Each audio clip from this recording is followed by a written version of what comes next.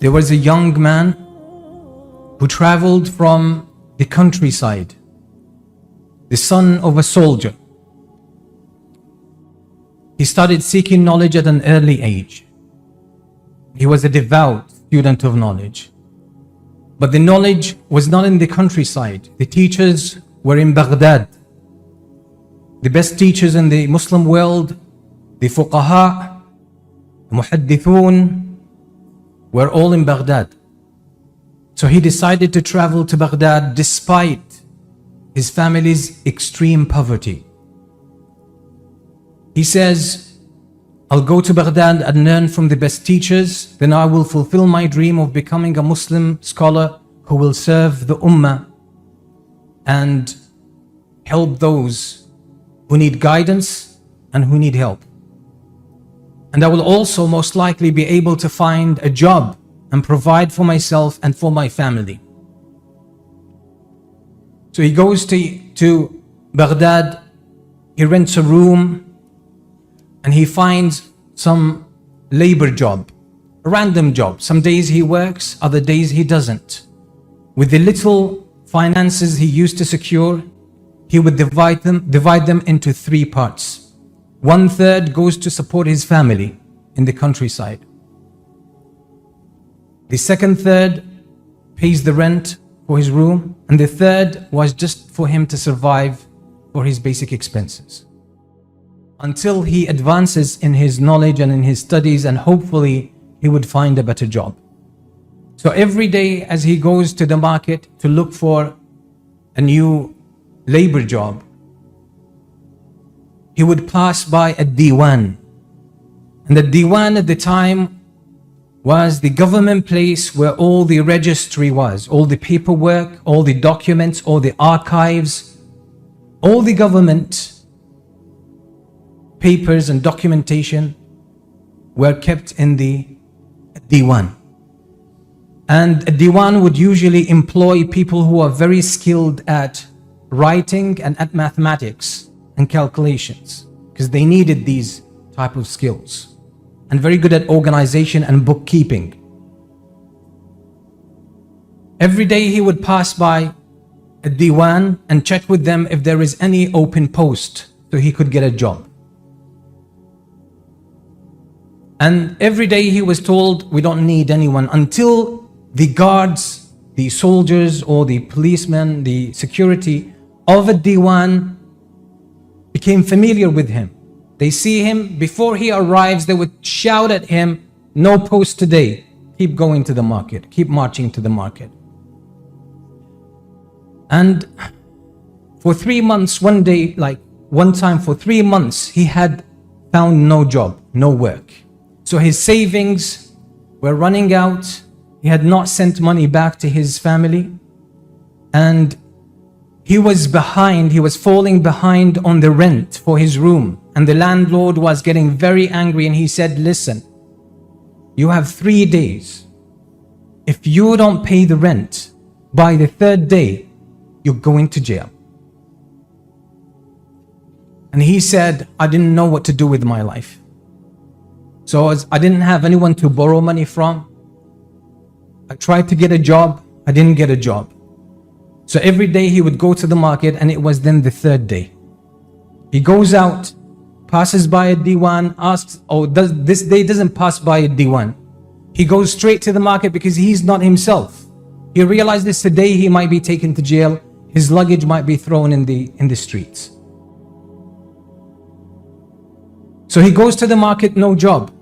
He's so desperate, out of sorts, doesn't know what to do. He turns to Allah subhanahu wa ta'ala in dua, and he walks and he says, I lost myself. I didn't know where I was going. I just kept walking, not aware of my surroundings. He ends up in one of the remote areas in Baghdad, in the outskirts, a remote area, and there was this tiny house, old house there. So he was so tired and it was hot, and he decided to rest in the shade of that house, simple house, until he sort of collects himself and goes back and try to figure out something. So he goes by that house, and he leans, he sees the door is closed. So he leans, he rests against the door. The door swings open. And then he hears the groan of an old man who can hardly talk. And he says, "Oh young man, come in. You are Allah's gift to me. You just came at the right time." And he could hardly talk. The old man says to him, "Listen, I am dying. Literally, I am now dying. But I wish I could eat some grapes. I fancy some grapes. Can you get me some grapes? I want to eat grapes before I die." He looked at the man and he realized he was literally dying, and he felt so bad for him. He himself had no money. So he said, "I'll get you grapes." And this young man was a person of such a beautiful, decent nature, very goodly nature. So he rushes to the market. He goes to the person who sells fruits, vegetables, and he says, "How much is this amount of grapes?" He says, 1 dirham. He says, "Wallahi, I have no money, but I need that urgently. I'll give you my shirt, my upper shirt. Keep it with you until I get you the dirham, but I need to take these grapes now." So he takes the grapes, rushes to the old man. The old man was getting weaker by the minute, but he eats those grapes. And then he looks at this young man, he says, "Jazakallahu khairan, may Allah reward you. Allah sent you to me at this time." He said, "You see that corner in the house? I want you to dig in that spot." So he digs and he finds a clay pot. He says, "Bring it out." He brings it. And the old man says, "See what's in it." And it was full of gold coins. And this story, by the way, is not imaginary. It's real. It's very well documented. He says, "You know what? You see all this gold is yours. Take it." He couldn't believe it. He said, "How come?" He said, "I can't take this money until you tell me what the story of this money is." He said, "Listen, I was among the richest merchants of Baghdad. I am from Al-Rusafa, this part of Baghdad. I was among the richest merchants of Baghdad. We used to do business. My brother and myself would travel to India, and we would bring about goods and spices and sell, and we made a lot of money. And one day on one of our trips, we stopped to rest and sleep in one area, and it was known for robbery, for thieves who jump on caravans.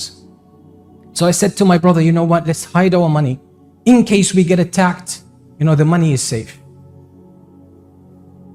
So my brother convinces me that that I convinced my brother to take his money, dig a hole and hide it there, and then we can sleep.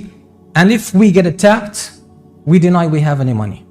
And that night, they got jumped by a gang of highway robbers. And they know that these are merchants and they have wealth and money. And they said, "Where's your money?" And they didn't give them the money. It was a big caravan. They attacked the whole caravan. So this man denied. He said, "I don't have the money." They kept beating him up in order to get him to confess, and he would not until he passed out. They thought he was dead. They left him. Some of the members of the caravan were killed in the raid. Some of them managed to survive and escape. So he says, "I woke up. It was nighttime when we were attacked. I woke up in the middle of the day. I look around and I see some dead people and I see some injured people and some survivors. I search for my brother. I don't find him. No one's seen my brother." He says, "When I felt it was safe, I go and dig out the money and I come back home and I look for my brother everywhere. For years, I didn't find him. So I assumed he was dead, and most likely he was killed. But I didn't even find his body." He said, "That's the story. Jazakallah khair, you helped me. This money is my money. Take it, it's yours." He said, the old man said these words, passed away. He said, "I rushed, got a few people to help me to bury this old man, pray janazah on him, and give him an honored burial.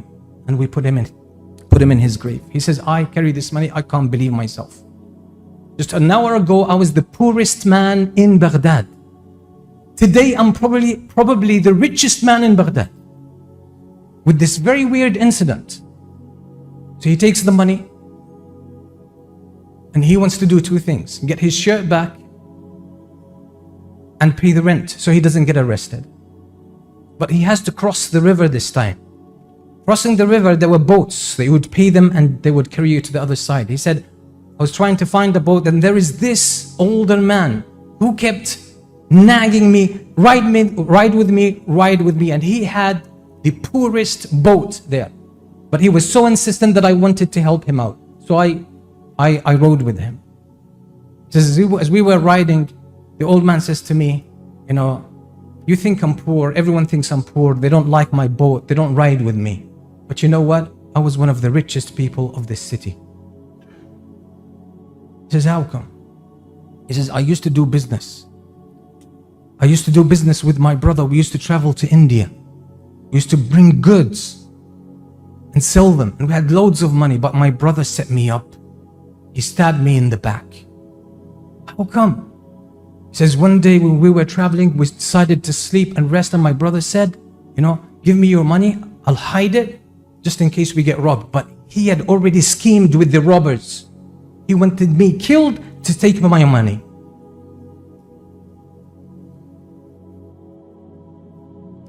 So he said, when the robbers were gone, I looked around, I didn't see my brother. I realized he had set me up along with these guys. And I never found him afterwards. He ran away with my money. So now this young man looks at this old person, he looks at him and he sees the similarity, physical similarity. He says, your brother never betrayed you. That's your brother's story. Then he tells him this story. And he says, you see all this gold? This is yours. Take it. It's not mine, it's yours. Somebody might be wondering, because half of it is this man's money, right? They were partners in business. Half of the money was this old man's money. The other half was the dead brother's money. But who inherits that money? His brother. But yet, yes, it was given to him. But you know what? It was given to him, and this is again a man of very good nature. A man who had something called izzat al-nafs, karamat al-nafs. He had this dignity, this honor, this generosity about his soul. He realized the old man gave it to him because he thought he had no family left. So he said, take it, that's all your money. The old man said, no, you take some part of it. He said, no, I don't want it. I don't have any desire in it. I only want 1 dirham so I can pay for the grapes and get my shirt back. And that's what he gets. He gets his shirt back. And then he's walking in the streets, and there the police or the soldiers are looking for him. He says, here we are arrested today. Then when they approach him, they say, we've been looking for you for the whole day.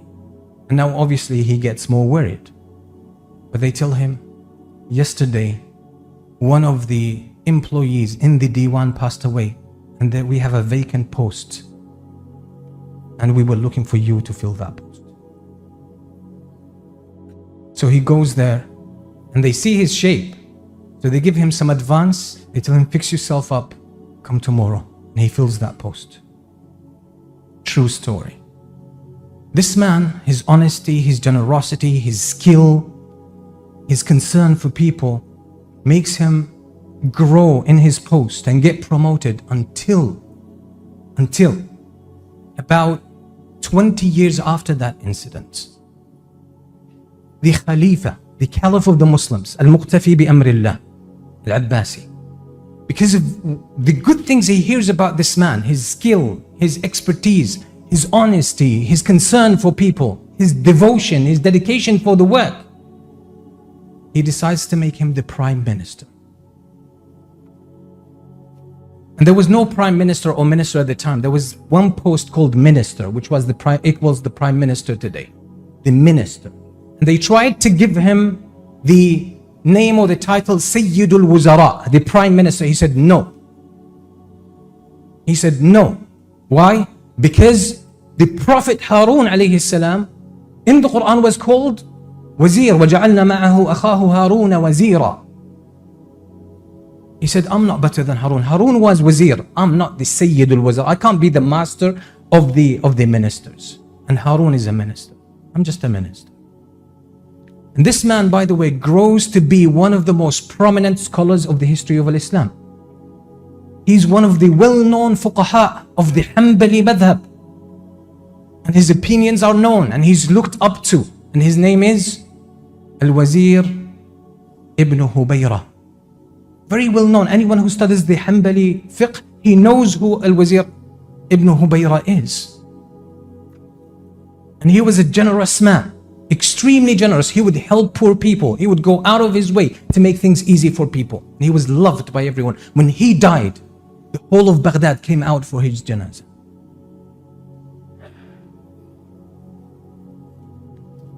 So this is an example of such a Muslim personality, a faqih, a Muslim scholar. And how he dealt with the hardships of life. I know all of us have hardships. Sometimes it's financial, sometimes it's social, sometimes psychological. Sometimes it's different things. We feel broken. We don't see light at the end of the tunnel. And we start losing hope. But Allah says, إِنَّهُ لَا يَيْأَسُ مِنْ رَوْحِ اللَّهِ إِلَّا الْقَوْمُ الْكَافِرُونَ. No one despairs, no one loses hope in Allah's mercy. But those who disbelieve, those who don't have faith in Allah.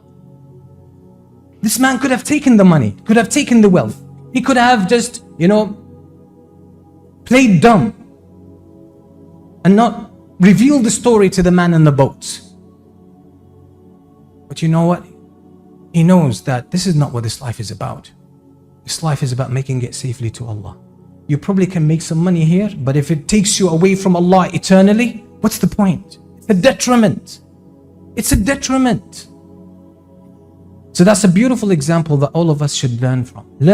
Remember this name, Al-Wazir ibn Hubayra, Yahya ibn Muhammad, very well known. He was the close friend of the great Imam Ibn al-Jawzi, the famous scholar who wrote Sayd al-Khatir, al-Mawdu'at, and others, the great Hanbali fiqh as well. If we talk about handling life with dignity, we talk about heroism, we talk about manhood, that's it.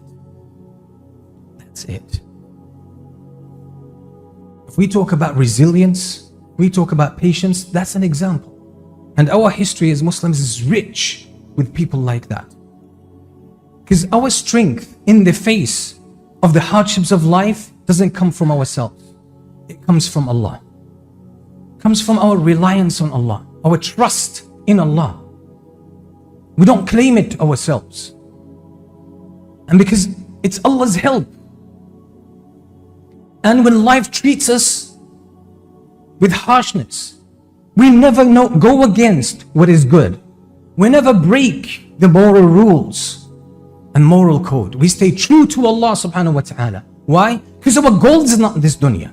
Even if you get this dunya and everything in it, how long is it going to last? How much pain it is going to bring you, even with the things you possess.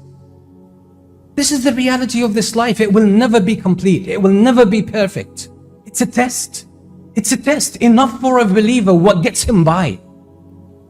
And if Allah gives you riches, if Allah gives you wealth, use it for the sake of Allah. Ibn Hubayra, rahimahullah, became one of the wealthiest people. One of the most important posts in the world at the time. And yet, when he died, he left nothing. Why? Because he was such a charitable person. He would sponsor widows, orphans, Quran schools, and he would study with the teachers, and he would sponsor students of knowledge. To the point that his children had to sell his personal library in order to, cash out on some funds. So this man, the world has come to him. Position, intelligence, knowledge, reputation, authority, public posts, you name it. But he gave all of that for the sake of Allah subhanahu wa ta'ala. The Prophet sallallahu alaihi wasallam said, Inna ruh al-Qudusi nafatha fi ruhi. أن نفسا لن تموت حتى تستوفي أجلها وتستوعب رزقها فاتقوا الله وأجملوا بالطلب ولا يحملن أحدكم استبطاء الرزق على أن يطلبه بمعصية الله فإنما عند الله لا ينال إلا بطاعته. The Prophet ﷺ said, Jibreel alayhi salam inspired me with these words, that a soul will not die until it completes its appointed time on earth. You will get your full age that is appointed to you by Allah. And until it consumes all of its provision, the provision that is written for you will come to you. No matter what you do, it was written and it will come to you. So you're not going to leave this world without getting what Allah wrote for you. It's decided. So fear Allah, be mindful of Allah, be dutiful to Allah. And when you seek your provision, seek it moderately, seek it with balance. Don't go crazy about it. Don't break the moral code when you do that. Don't be obsessed with it. Don't worship wealth and money and success. Use it as a means. Be moderate. Seek Allah subhanahu wa ta'ala.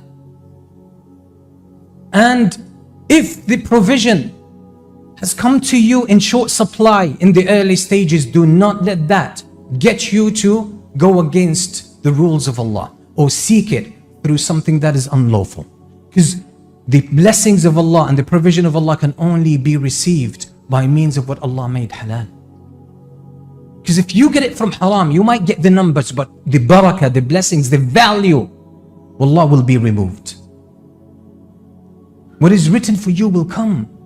And look at this beautiful example. Yes, Allah subhanahu wa ta'ala might not treat you the same way as Ibn Hubayra. Maybe, the relief will not come to you straight away. Maybe it will come to you years later. So what? So what? When Allah tests you, He wants good for you. Whatever, يُرِيدُ اللَّهُ بِكُمُ الْيُسْرَ وَلَا يُرِيدُ بِكُمُ الْعُسْرَ. Allah wants ease for you. He doesn't want hardship.